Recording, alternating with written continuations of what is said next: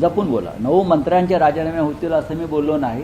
9 मंत्र्यांचा सहभाग. 9 मंत्री कडवट भक्त आहेत. 9 मंत्री, माजी मंत्री भक्त आहेतच ना. पण एकाचंही नाव समोर आलेलं नाही. यालाच राजकारण म्हणतात.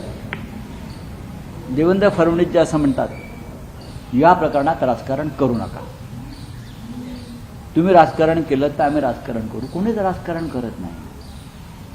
राजकारण कोण करते, राजकारण कशाला म्हणतात हे मी त्यांना सांगतो. आता या सगळ्या प्रकरणामध्ये महिला आयोगाच्या अध्यक्षांचा राजीनामा आपण घेतला, कारण त्या बाई सॉफ्ट टार्गेट होत्या.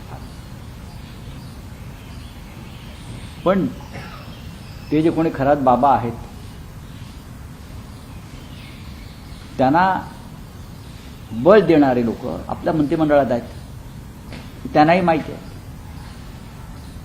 त्यांना वाचवायचं आहे, त्यांच्यापर्यंत धागे दोरे पोचू नयेत. मी असं म्हणालो की त्यांना सहआरोपी करा. आपण या महाराष्ट्रामध्ये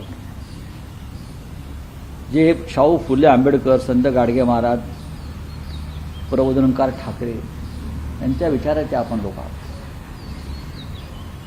पण राष्ट्रीय स्वयंसेवक संघ जो आहे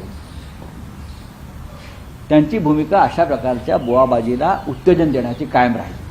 आपण पाहण्या गेल्या काही वर्षामध्ये किंवा काही काळामध्ये सत्ता स्थापनेसाठी, मतं मिळवण्यासाठी असे असंख्य बोवा आणि महाराज त्यांनी राजकारणामध्ये आणले. त्यांनी वारकरी संप्रदायाला राजकारणामध्ये ओढलं या लोकांनी. त्याच्यामुळे त्यांना ह्या लोकांचं वावडं नाही. काय सांगा, उद्या भविष्यामध्ये खरात बाबाचे खूपच अनुयायी आहेत म्हणून त्यांना भाजपमध्ये सुद्धा शुद्ध करून घेतलं जाईल. जे मंत्री किंवा जे इतर लोक आहेत त्यांची चौकशी सुद्धा व्हायला पाहिजे की तुमचं असं आत्मबल का घसरलं, तुमचा आत्मविश्वास का ढेपाळला मंत्री असताना की तुम्हाला या बुवाबाजीचा आधार घ्यावा लागला. मुख्यमंत्री किंवा त्यांचे लोक काय म्हणतात, काय ते म्हणे पाणी दिलं धरणातून कुठल्या तरी त्या बाबाच्या इथे. कोणत्या साली पाणी दिलं, कोणत्या कॅबिनेटने पाणी दिलं, कॅबिनेटची उपसमिती होती अशी माझी माहिती आहे. त्या उपसमितीवर कोण होतं याची जरा माहिती घेऊन बोललं पाहिजे. आपण या राज्याचे मुख्यमंत्री आहात. आपल्याकडून अत्यंत जबाबदार विधानं आणि भूमिका येणं गरजेचं असतं अशा संवेदनशील प्रश्नावर. तुम्हाला कोणाला तरी वाचवायचं आहे म्हणून काही काळापूर्वी जे दुसरं सरकार होतं त्याने म्हणे पाणी दिलं, अमुक केलं.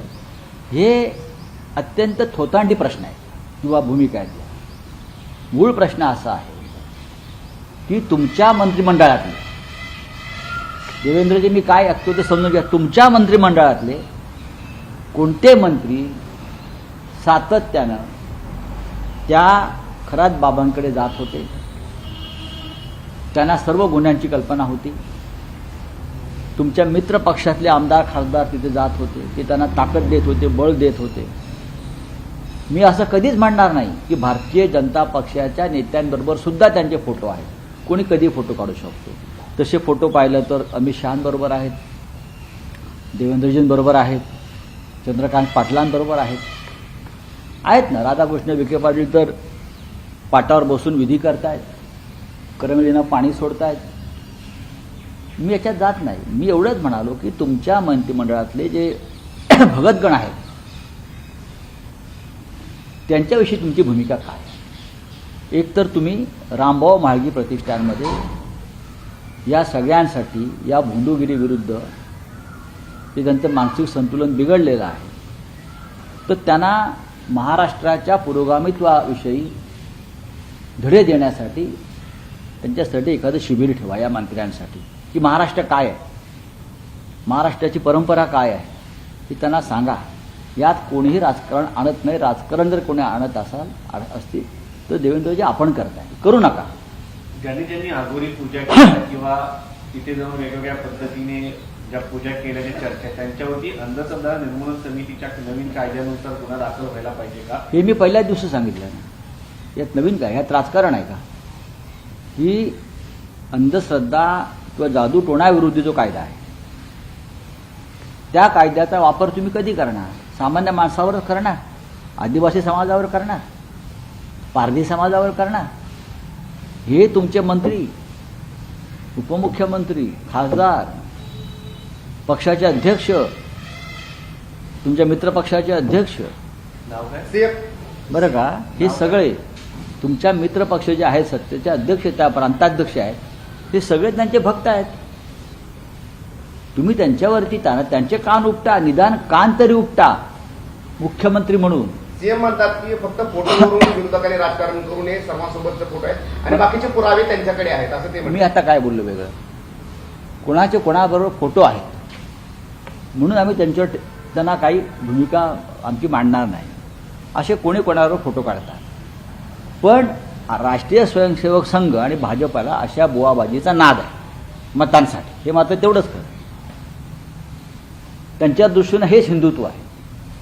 जे मगाशी म्हणालो की वारकरी संप्रदाय, अनेक संप्रदाय जे आहेत ते आतापर्यंत राजकीय याच्या रिंगणामध्ये नव्हते, त्यांना सुद्धा राजकारणात आणण्याचं काम वारकरी संप्रदायाला भारतीय जनता पक्षाने किंवा संघाने केलं. हे आतापर्यंत आम्ही पाहिलं नव्हतं महाराष्ट्रामध्ये. प्रत्येक गोष्टीत आध्यात्मिक विषयात सुद्धा राजकारण आणण्याचं काम भारतीय जनता पक्ष आणि संघ परिवाराच्या काही शाखांनी केलेलं आहे. त्याच्यामुळे आम्हाला चिंता वाटते. अशा प्रकारचे बुवा महाराज वगैरे वगैरे जे आहेत गंडे दोरेवाले, हेच त्यांचं हिंदुत्व आहे.